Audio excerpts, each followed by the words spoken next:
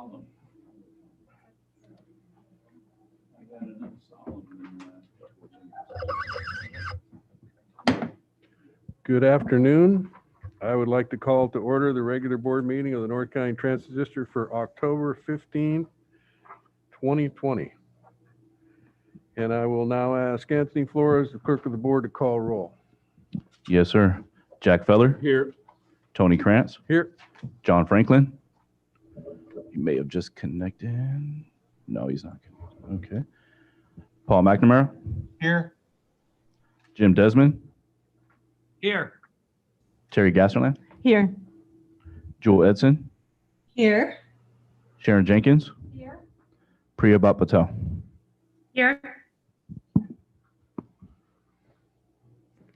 Okay, thank you. And if you'll now all rise and join me in the Pledge of Allegiance.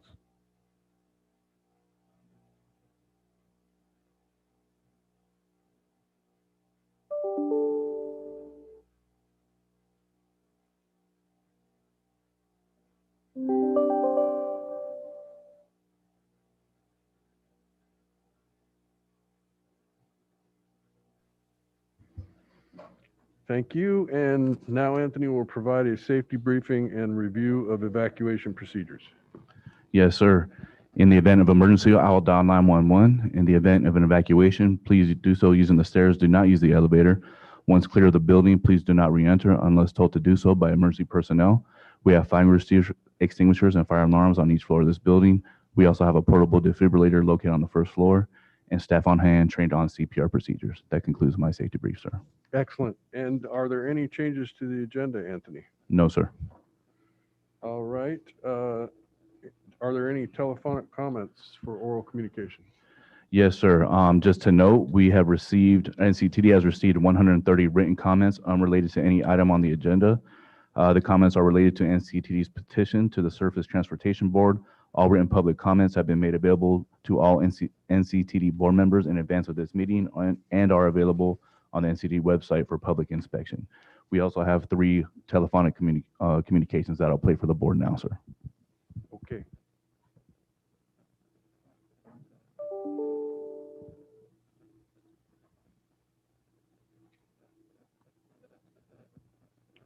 This is Laura Schaefer, and I would like to leave a public comment for the October 15 NCTD board meeting. The NCTD board wants to erect a 1.5-mile fence on the upper bluff that is going to cost the taxpayers $2 million. According to the documents attached to the Surface Transportation Board petition, the fatalities and incidents occurring in Del Mar over a 10-year period do not occur in this 1.5-mile area. Instead, according to this data, 100% of the fatalities and incidents in Del Mar occur within a 1/4 mile of the at-grade crossing at Coast Boulevard. This is consistent with the nationwide Federal Rail Administration study, concluding that the vast majority of trespasser incidents occur at grade crossings.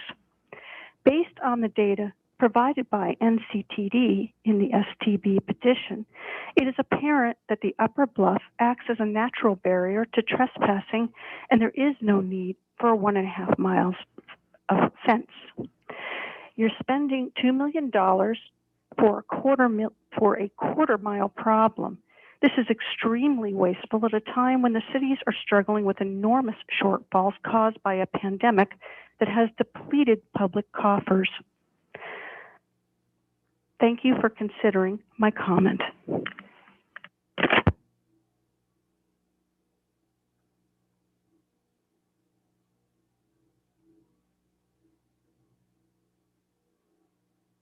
My name is Dan Quirk, and I'm calling about the Del Mar fence proposal, which is not an agenda item for this meeting. I've organized a petition against this fence, as well as other potential fences in Encinitas and Oceanside. We have over 800 signers now, and this number will grow exponentially if the proposal is approved and begins construction. There's almost no one in the community who wants this fence. It's an unconscionable waste of taxpayer money, destroys views, and blocks access to the bluffs, the beach, and the ocean. Access is the right of everyone who lives in or visits California. What makes this even more insulting is the fact that ridership on the train has plunged from low levels to flatline levels. Most trains have almost no one on them. In these tough economic times, why are we spending taxpayer money on a train that so few people use? This fence is a uniquely bad idea, and I'd remind those board members who are elected officials that this will play terribly with voters at your next election. Do the right thing and reject this terrible idea. Thank you.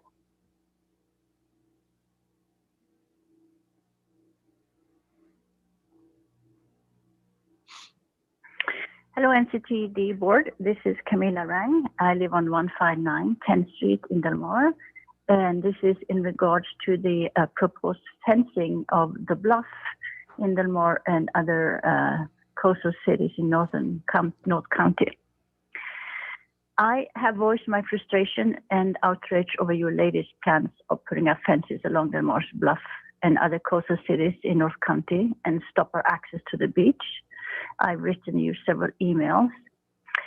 You simply have to come up with a better plan. You cannot destroy the lives of all the citizens in these towns. And I think Del Mar will be the hardest hit looking at your insane fencing plans. Have you been to the end of these streets at sunset? Have you seen all the people wandering down there to watch the sunset together? We don't know each other, but we come there to watch the sunset together. Do you really want to have as your legacy that you, yes, you, were the one that destroyed Del Mar? Remember that that will be something that will follow you for the rest of your life. Wherever you go, whatever election you come up for, you were the one that destroyed that beautiful and historical town of Del Mar. Over one night, NCTDA will go from the environmentally friendly transportation alternative to the environmental disaster company, the one who destroys, the one who takes nature away, the polluter. Think about this very carefully. And remember, you were voted by the people, then stand up for the people. We will remember all that you do for us, and if you vote this through, against us. Do the right thing. Do not vote these fencing plans through. Thank you for listening.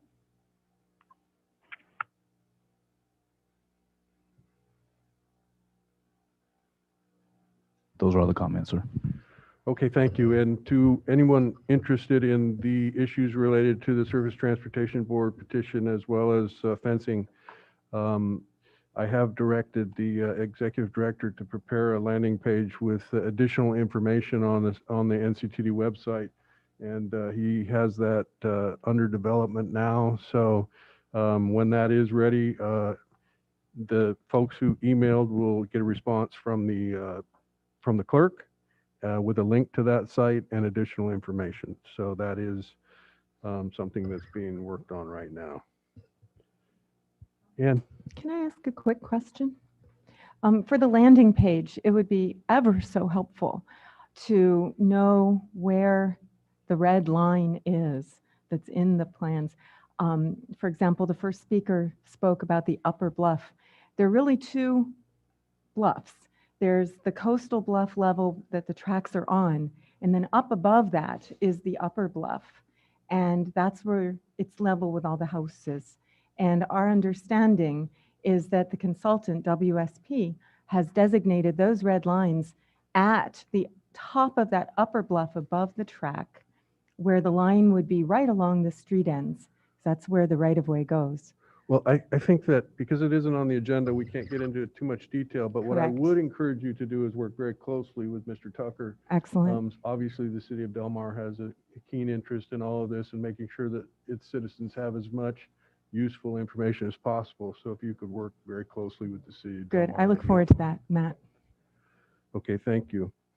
And today I have a little laptop next to me, so I have access to the hand-raising function of Zoom. So those who are participating via the internet, instead of having to shout to get your to be heard, you can just go ahead and use that raise hand function.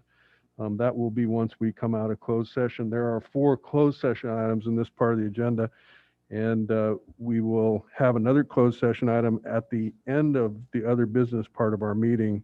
As a reminder to those of you participating remotely, you have to connect to the second Zoom invite to participate in the closed session.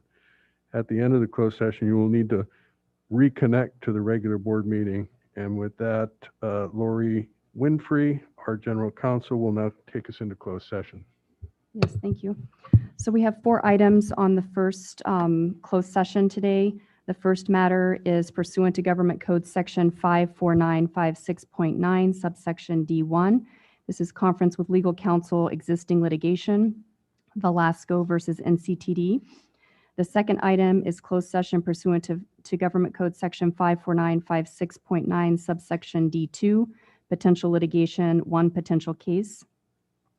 Item 3 is pursuant to Government Code Section 54957.6, conference with labor negotiators related to the memorandum of agreement with the control center technicians through the SMART Union.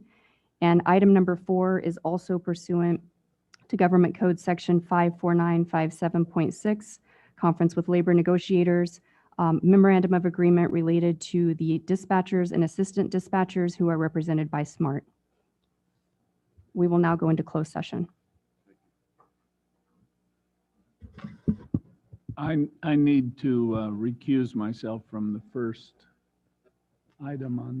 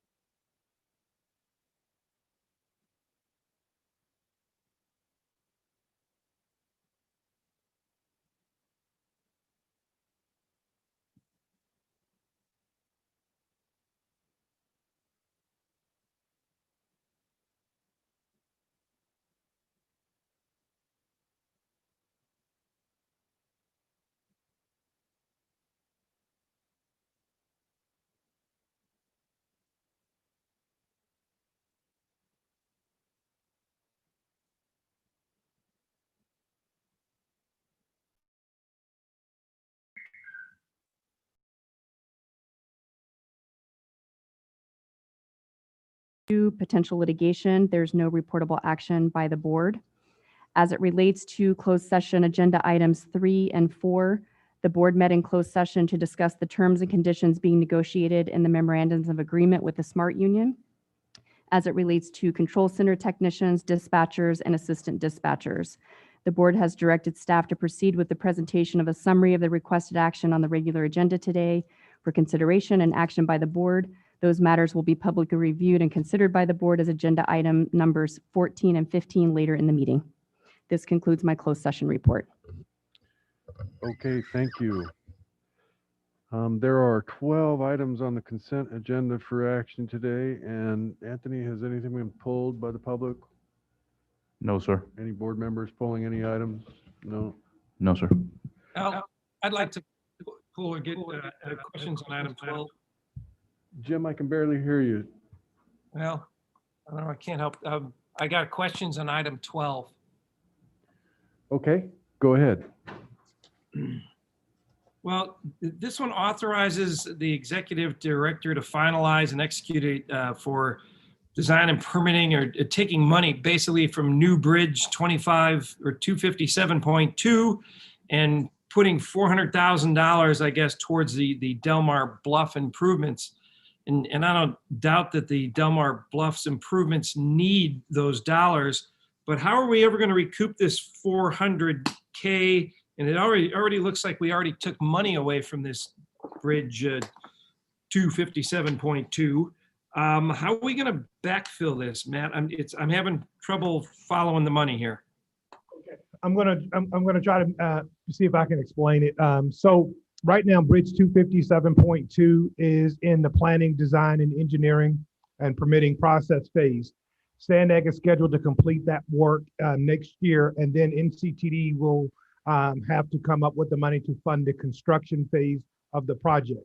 We're purely moving this money off of that project to a project that was ripe and ready to support a project that's in construction.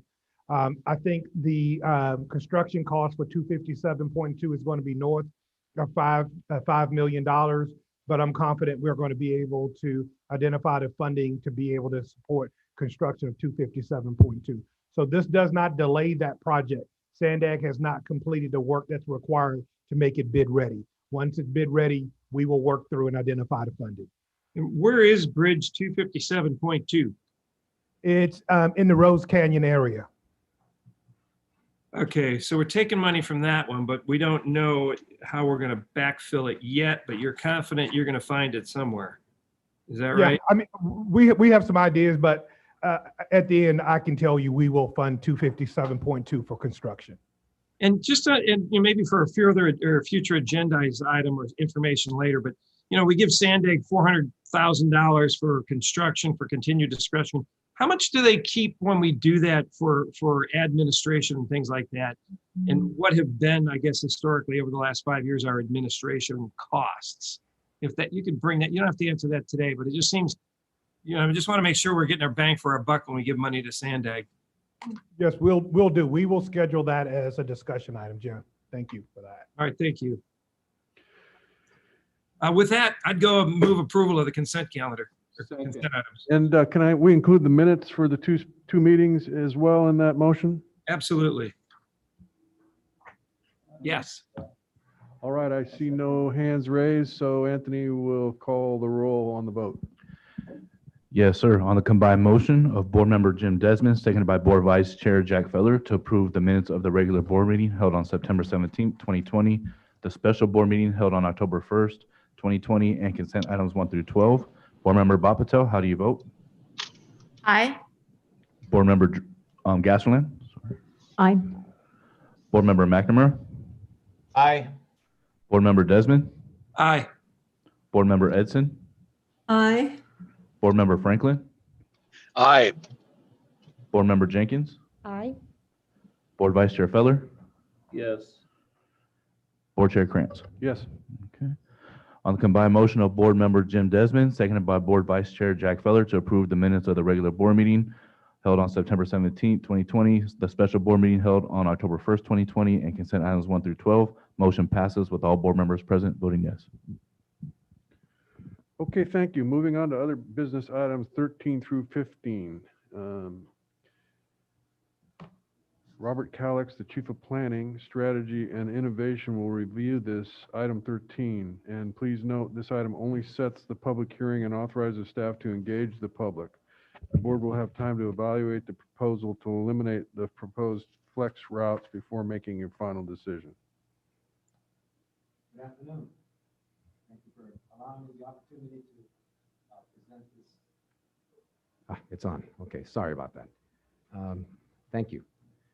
Once again, thank you for the opportunity to present our recommendation to start public engagement and set a public hearing date for the public comment on the proposed changes to Flex Route 372, 392, and 395.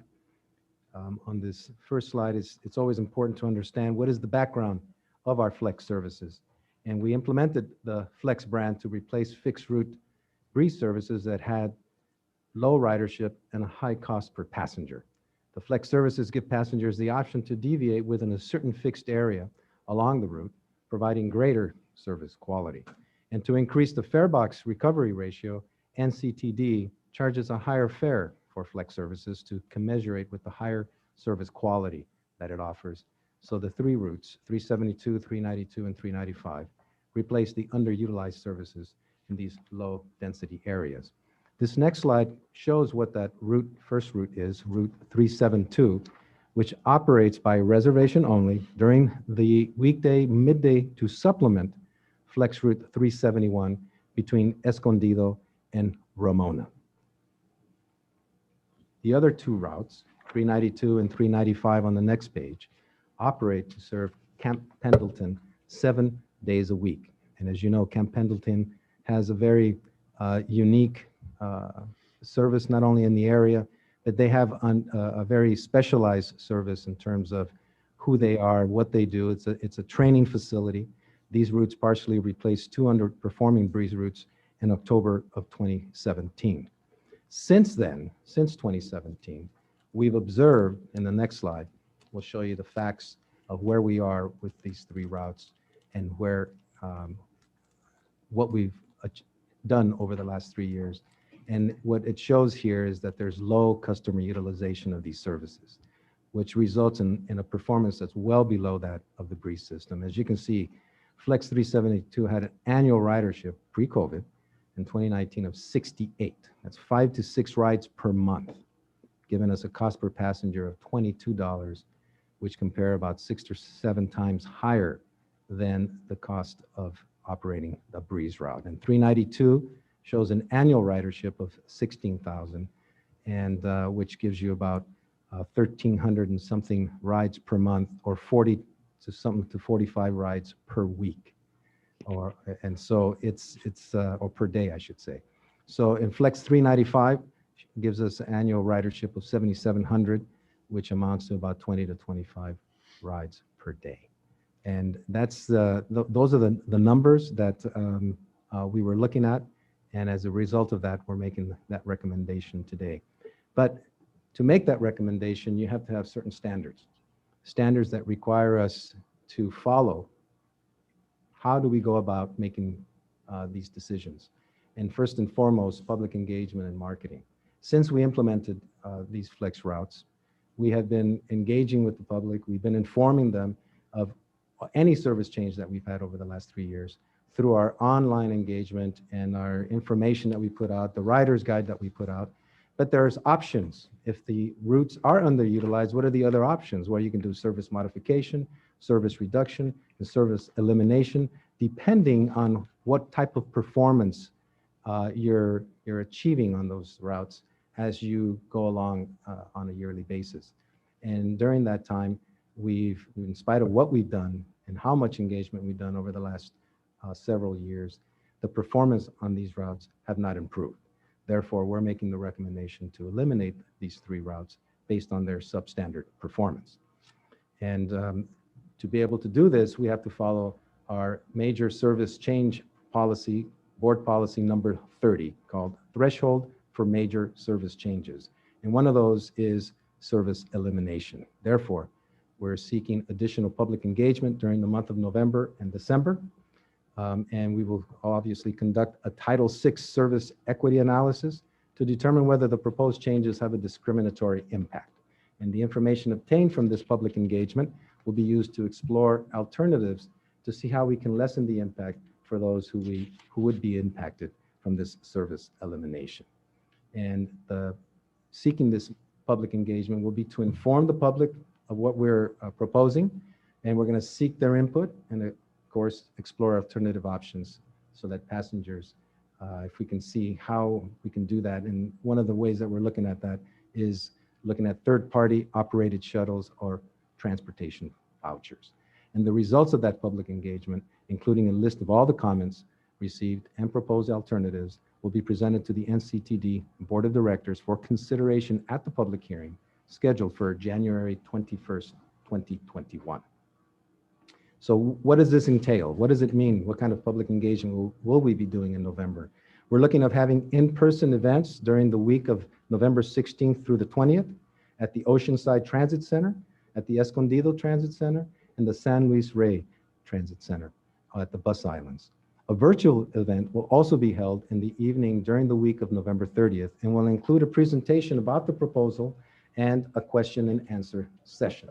We're going to ask the participants to register for the event and may submit questions or comments before and during the events. And we'll notify folks about the events, the public about the events. They'll be posted on our gonctd.com webpage, our social media, the local papers. We need to still advertise in the local papers for those folks who may not have access to information online, and of course, onboard our Flex vehicles. And we'll do that at least 2 weeks prior to the events. So that brings us to our recommendation that you authorize staff to provide detailed information to the public and receive and consider the public comment regarding the proposed elimination of Flex routes 372, 392, and 395 in advance of the public hearing, and set a public hearing date for January 21 in 2021 for the Board of Directors to consider the proposed elimination of Flex routes 372, 392, and 395. Thank you very much for the opportunity to present. And that ends my presentation. Thank you. Anthony, are there any telephonic comments for this item? No, sir. All right, board member questions. I have a question regarding, I'm sorry. No, go ahead. Sharon, you No, go. you go. All right, I was going to ask, I recall the changes that we made in the fixed routes before had some significant impacts to employees at Camp Pendleton, and I hope that we're prepared to engage both the civil service out there as well as the Marine Corps to involve them in this process. Totally agree. And that was one of the discussions that I've had with the planning team. I don't think we can understate like the challenge of trying to serve Camp Pendleton in the post 9/11 environment, where all of the enhanced security, to actually gain access on Camp Pendleton it's challenging, along with the land use. What we are hoping is that we can create some kind of partnership with Camp Pendleton, whereby we can identify the locations whereby they can have some kind of transportation shuttle that can pick up, that can get them directly on to the base. So that's what the intent is. We truly are going to use this time to work with the base to see what solutions that we can come up with. Okay. Sharon? I had two questions. On page 4, I didn't get this, the number you gave.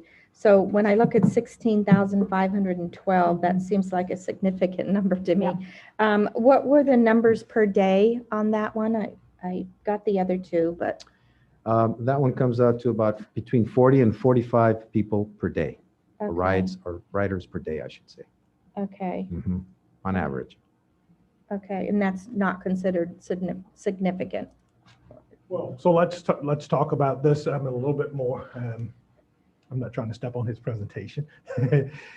Here's a challenge with this is kind of that entire land use of Camp Pendleton. Right. Okay. I'm not going to sit and say that it's baked in the oven, that we're going to eliminate the service, because just like you looked at that 16,000 number, So we have that larger strategic multimodal transit implementation plan, whereby we're looking to optimize our bus routes, and make them more high performing, and then have micro transit. We have a timing to begin initial phases for City of Carlsbad and City of San Marcos sometime next year. And as I look at this may be something that we want to look at in that context as well as other things. So again, that number to me does represent a real number of people who are trying to get to work every day, which is part of our mandate. We just need to go out and stress test to see if we can come up with more cost-effective solutions. It may be the case that we just may have to continue doing this as lifeline service, but we certainly need the Camp Pendleton to get engaged with us to help make this an easier process than what it is today. Okay. And then on page 8, where you talked about the public engagement and the in-person events at the transit centers and all that, how do you know that you're going to get to the people who are taking these buses? Why wouldn't we just like go to the bus and stand there and wait for them to get on and talk to them?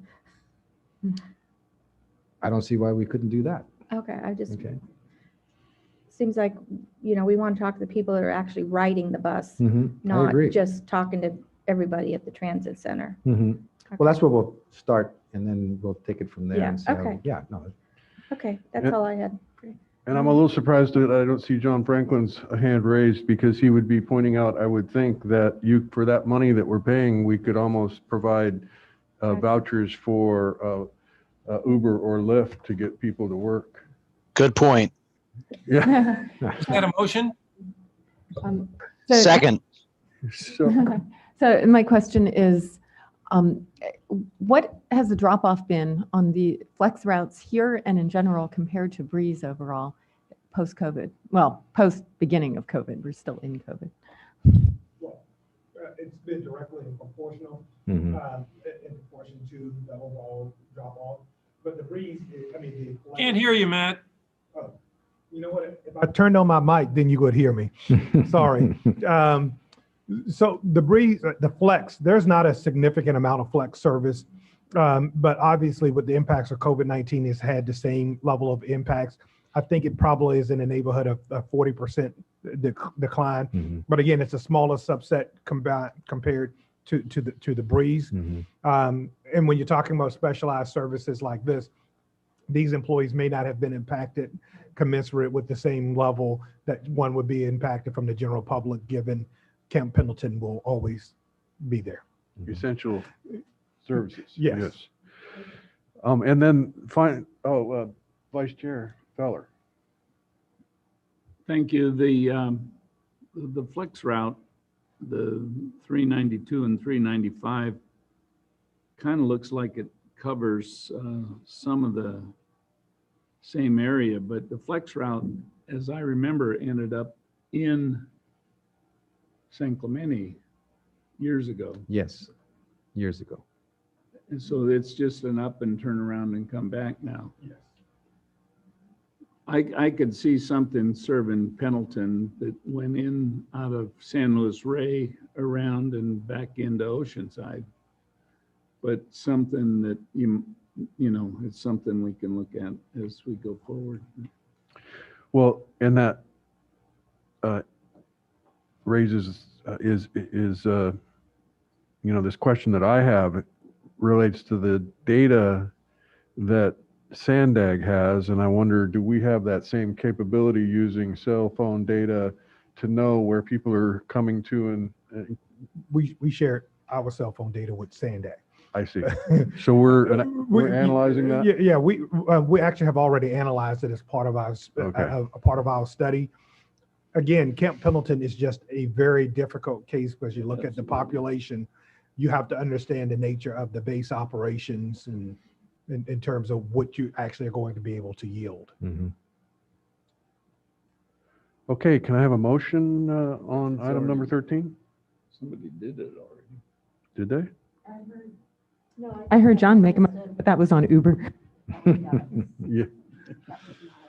I'll motion to approve. I'll second.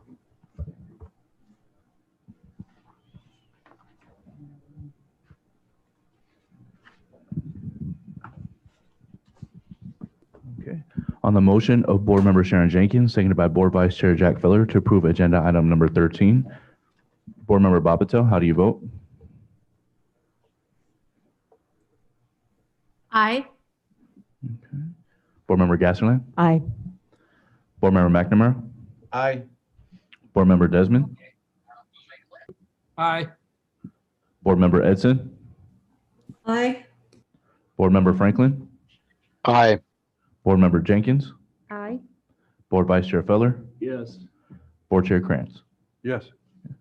On the motion of Board Member Sharon Jenkins, seconded by Board Vice Chair Jack Feller to approve agenda item number 13, motion passes with all board members present voting yes.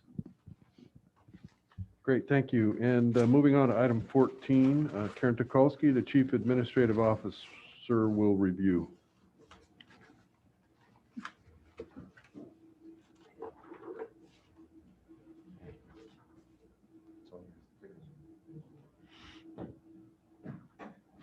Thank you. Good afternoon. So this first item is regarding NCTD negotiations for a draft MOA between NCTD and the Smart Union for our Control Center technicians. Our Control Center technicians have been represented by the Smart Union since March of 2017. The initial MOA that we had with them was effective through June 30th of 2020. So NCTD and Smart did engage in negotiations for a successor MOA. So at this time, all of the mandatory items of bargaining have been tentatively agreed to between the parties. And we are here before you today with a proposed draft MOA for your consideration. The term of the proposed MOA is for a 3-year agreement effective July 1, 2020 through June 30, 2023. And it provides for general wage increases in the amount of 2.5% effective July 1st each year of that proposed agreement.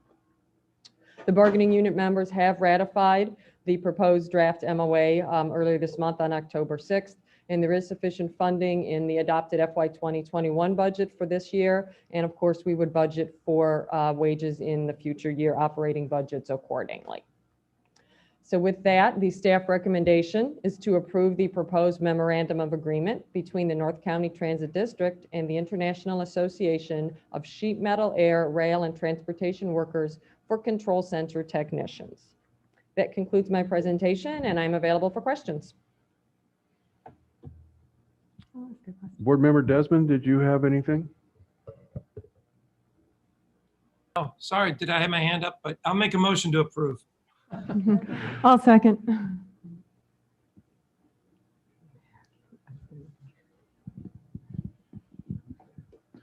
On the motion of Board Member Jim Desmond, seconded by Board Member Terry Gashaland to approve agenda item number 14, Board Member Babato, how do you vote?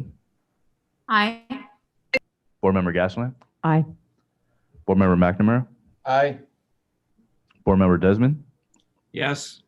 Board Member Edson? Yes. Board Member Franklin? Aye. Board Member Jenkins? Board Vice Chair Feller? Aye. Board Chair Krantz? Yes. On the motion of Board Member Jim Desmond, seconded by Board Member Terry Gassaland to approve agenda item number 14, motion passes with all board members present voting yes. Okay, thank you. And our CAO will also review item number 15. Thank you. Good afternoon again. So this item is in regard to a draft memorandum of agreement between NCTD and the Smart Union relative to dispatchers and assistant dispatchers. So effective July 1st of this year, NCTD did descope rail dispatching services from its agreement with Bombardier Transportation, and we took that function in-house. The train dispatchers came over in-house to NCTD, and they had previously been represented by the Smart Union. In addition, NCTD created a new assistant dispatcher job classification, which was also added to that bargaining unit. So at this time, NCTD and the Smart Union have concluded our negotiations for an initial memorandum of agreement between the parties. So all of the base items, wages, hours, terms, conditions of employment, everything has been tentatively agreed to and is before you for consideration today. Proposed 3-year agreement term effective July 1, 2020 through June 30, 2023. Relative to the dispatchers, a general wage increase of 2.5% effective July 1st of each year is proposed. Relative to the assisted dispatchers for the first year of agreement, proposal for establishing probationary training rates as well as post-probationary rates. And the last 2 years of the agreement would propose 2.5% wage increases effective July 1st of those years. Bargaining unit members have ratified the proposed draft MOA earlier this month on October 5th, and we do have sufficient funding in this year's operating budget for this item. We would also budget accordingly in future fiscal years. So the recommendation is to approve the proposed memorandum of agreement between the North County Transit District and the International Association of Sheet Metal, Air, Rail, and Transportation Workers for dispatchers and assistant dispatchers. And with that, I'm available for any questions. All right. May I have a motion on this item? I'll move. No. Second.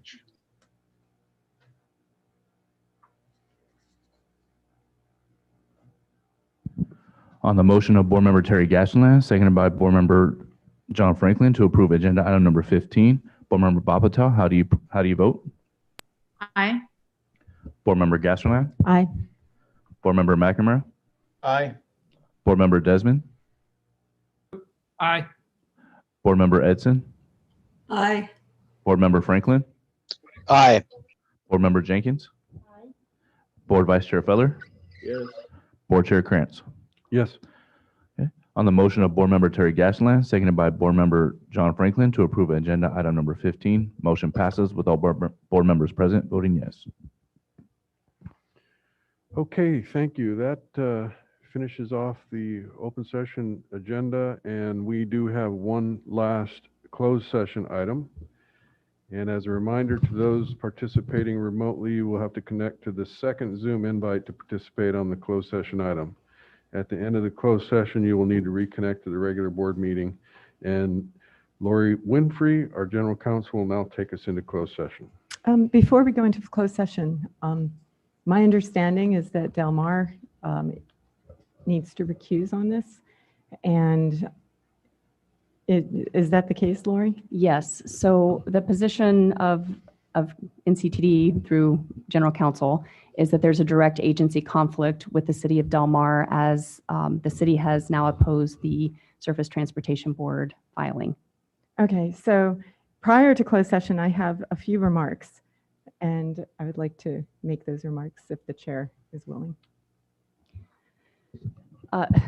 So you're saying you're making public comment on behalf of this item? Yes. I don't know. Well, the problem is I would do this during the report and comment period, but that's after. So perhaps I could be given the opportunity to do a board member comment now. I've never seen. Go for it.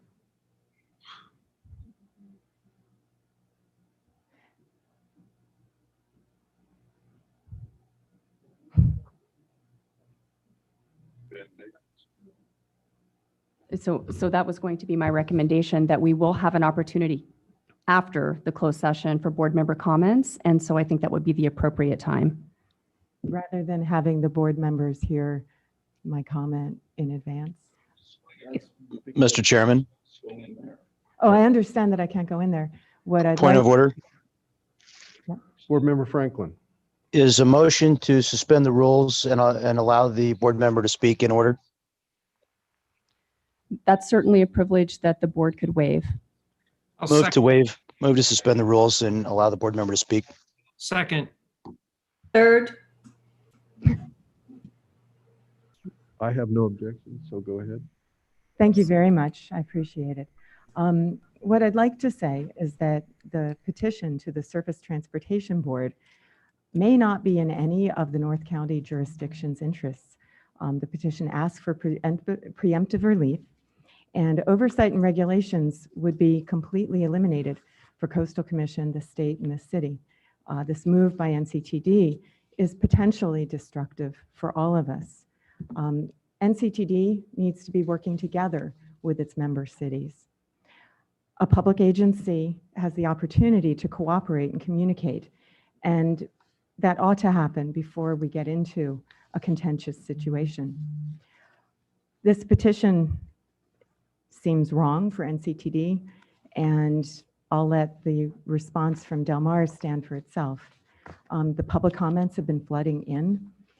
We've had, I heard from Anthony, 130 public comments. Two Del Mar residents, Shirley Weiss and Laura Schaefer, took the lead on laying out why the petition is a bad idea. And hundreds of North County residents from Del Mar and jurisdictions beyond our jurisdictions here on the board have echoed their words. So I ask my fellow board members to consider, when they go into closed session, reversal of their approval for the petition that seems to have happened in some earlier closed session.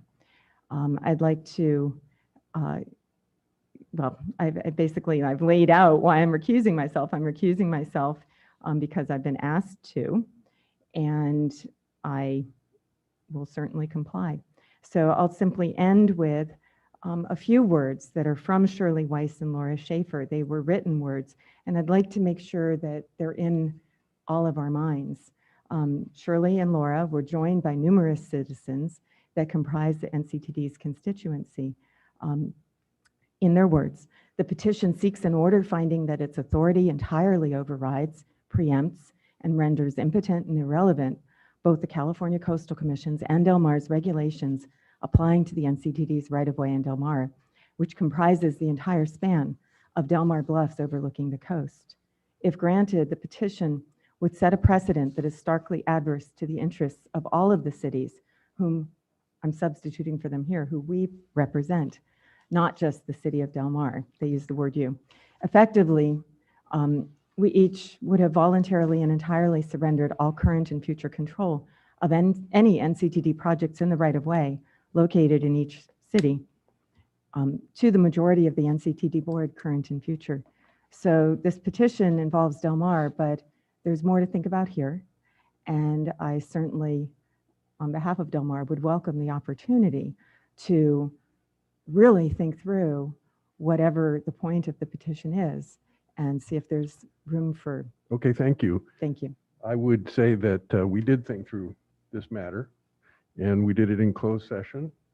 And I would say that the characterization of your comments are not accurate. And as this plays out, I think it'll become more clear the reasoning behind what we're doing. And what we're doing is in no way going to change the collaborative approach of NCTD when it comes to issues related to the rail corridor. And we're working on a web page that will provide more information to the public, but there's been a mischaracterization here that I don't think is beneficial to any of us.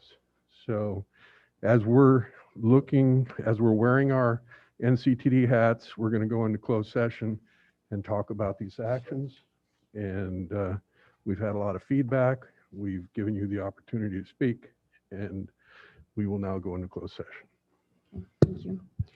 So as our board chair stated, we'll now go to closed session pursuant to Government Code Section 54956.9, subsection D1, conference with legal counsel regarding existing litigation, Surface Transportation Board, docket FD 36433.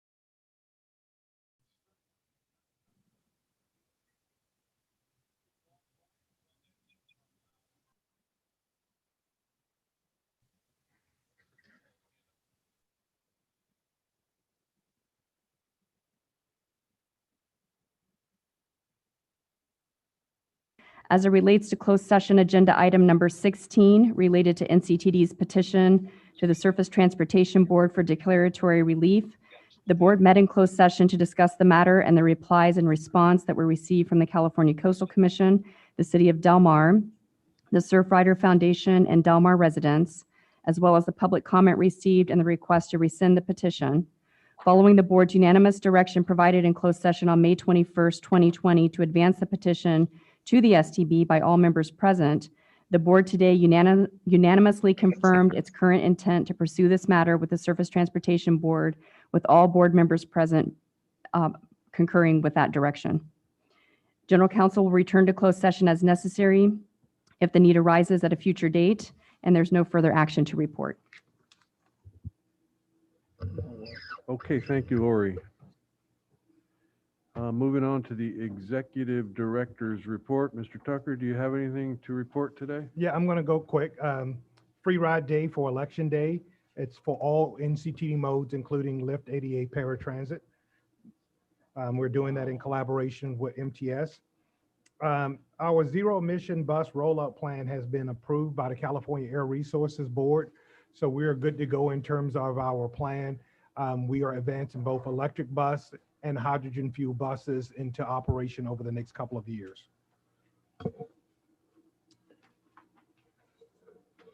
And then the last comment that I will make is that all the first 5 of our locomotives are now on site and going through commissioning.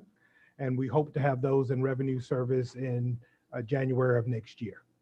That completes my report. 2021.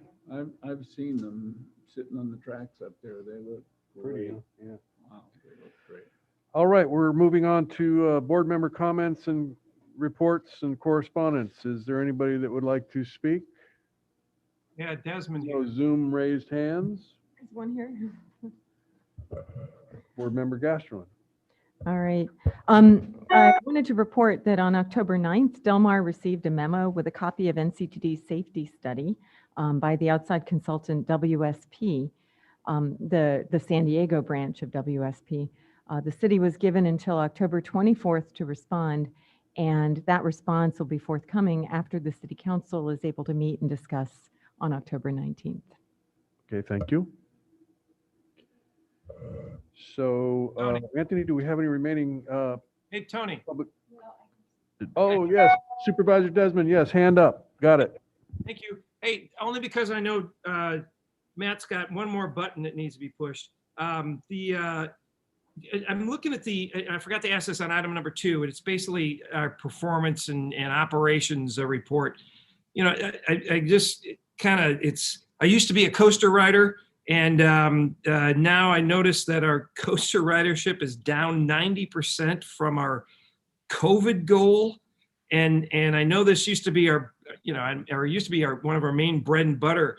This was bringing in the dollars to kind of balance out the others.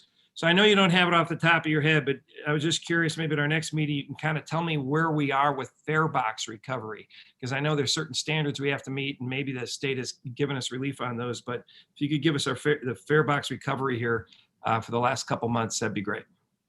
Okay, and we will provide that update. Just a couple of notes. The state has waived all of those fare box recovery ratio requirements. We're 90% below ridership goals as it relates to pre-COVID, not post-COVID. But we will provide, I will have our CFO provide a detailed presentation related to fare box recovery. Well, you and I have different math, apparently, because I'm looking at your chart. It looks like 90. Anyway, of post-COVID for what the goal standard was. But anyway, yeah, if I get that fare box recovery of what it is, even though it's been waived at the next meeting, that'd be great.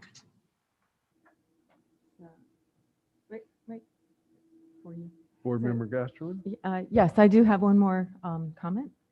So Supervisor Desmond helped me understand how to structure this with his comment just now. I had a remark on item 7 to convey from Del Mar. This was on consent, and I didn't want to upset the consent, but rather saved it for now.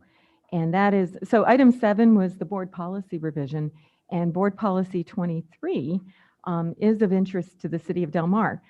It establishes principles and procedures for managing the impact of construction on NCTD coastal and inland rail corridors. Point 5 of the master construction calendar section says, when scheduling construction activities on the rail corridor, NCTD shall notify all surrounding and potentially impacted public agencies and municipalities. And based on the experience this summer, Matt knows well that we had to coordinate kind of a last minute construction that happened. It would be helpful to think about adding the following statement to the policy. So I'll read it. Collaborate with each public agency to understand and implement necessary public communication to provide advance notice of construction activity, particularly that which will result in overnight work, noise impacts, and roadway closures. So there's a statement in Board Policy 23 that says to avoid construction activities that would close the railway between April and October. However, it's stated as more of an aspirational versus absolute. And that's mostly for flexibility because there are things that come up. In Del Mar, closing the one crossing that we have on 15th Street on a busy day due to through traffic, on a busy summer day is really potentially highly disruptive.